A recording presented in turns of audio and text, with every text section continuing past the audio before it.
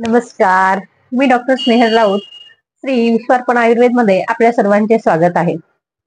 बऱ्याच जणांना हा प्रश्न पडलेला असतो की पंचकर्म म्हणजे काय, ते कधी करावे, कोणी करावे आणि कोणी करू नये. आणि म्हणूनच आज या महत्वाच्या विषयावर आपण बोलणार आहोत. पंचकर्माविषयीची संपूर्ण माहिती आज आपण जाणून घेऊयात. आयुर्वेदाचा मुख्य उद्देश स्वास्थ्यस्य स्वास्थ्य रक्षणम, आतुरस्य व्याधी परिमोक्षणम हे आहे.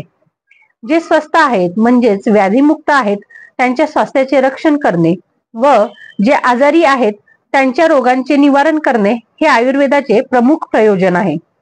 अशा या आयुष्याच्या सर्वांगीण व वैज्ञानिक दृष्टीने विचार करणारे शास्त्र म्हणजे आयुर्वेद शास्त्र होय.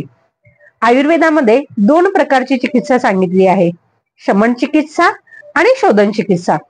शमन चिकित्सेमध्ये प्रकुपित झालेल्या दोषांना शरीराबाहेर न काढता आयुर्वेदिक औषध उपचार करून शरीरात सात्म्य अवस्थेत आणणे होय. शोधनाचे 5 प्रकार आयुर्वेदात सांगितलेले आहे. यालाच पंचकर्म असे म्हणतात. पंचकर्माचे अनन्यसाधारण महत्व आयुर्वेदात सांगितलेले आहे.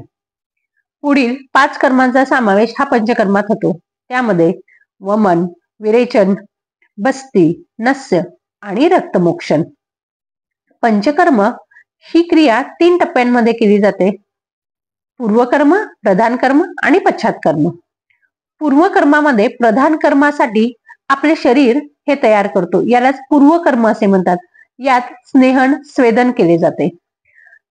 स्नेहन शरीरात स्निग्ध गुण उत्पन्न करण्यासाठी व शाखेतील दोष कोष्ठात आणण्यासाठी करतात.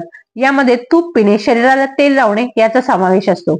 स्वेदन औषधांची वाफ, यामध्ये शरीराला औषधी वनस्पती घातलेल्या काड्यांची वाफ देऊन घाम आणला जातो. प्रधान कर्मामध्ये वमन, साध्या भाषेत सांगायचे म्हटले तर उलटी करवणे होय. स्नेहन, स्वेदन करून दोष कोष्ठात आणले जातात आणि औषधी द्रव्य कोष्ठात असलेले दोष हे उलटीद्वारे बाहेर काढले जातात. यालाच वमन असे म्हणतात. हा उपक्रम प्रामुख्याने कफदोष घालविण्यासाठी प्रभावी आहे. विरेचन, रेचन या शब्दाचा अर्थ आहे बाहेर काढणे. जुलाबा वाटे कोष्ठात असलेले दोष हे औषधी देऊन बाहेर काढतात, यालाच विरेचन असे म्हणतात. पित्तदोषासाठी हा सर्वश्रेष्ठ उपक्रम आहे.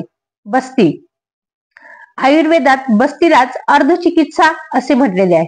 बस्तीचे अनन्यसाधारण महत्व आयुर्वेदात सांगितलेले आहे. यामध्ये गुद मार्गाद्वारे औषधी, तेल व काढा आत सोडले जातात. बस्ती ही वात दोषावर श्रेष्ठ चिकित्सा आहे.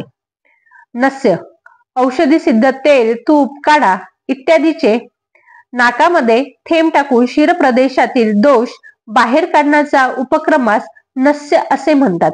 नासा ही शिरसोद्वारम, नाका हे शिराचे म्हणजेच डोक्याचे द्वार आहे आणि म्हणूनच शिर प्रदेशी असलेल्या विकारांसाठी हा उपक्रम लाभदायी ठरतो. रक्तमोक्षण, यात दूषित रक्त शरीराबाहेर काढले जातात. रक्त दूषित असल्यास हा उपक्रम केला जातो. यात जळवा लावणे म्हणजेच रीच थेरपी तथा शिरावाटे दूषित रक्त बाहेर काढणे ह्या क्रिया केल्या जातात.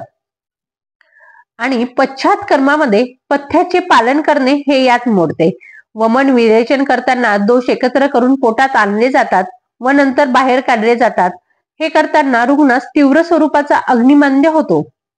हा अग्नी वाढविण्यासाठी हळूहळू हलक्या आहारापासून म्हणजेच पेज, मंड, पातळ खिचडी, लघु आहाराकडून गुरु आहाराकडे वळल्या जाते.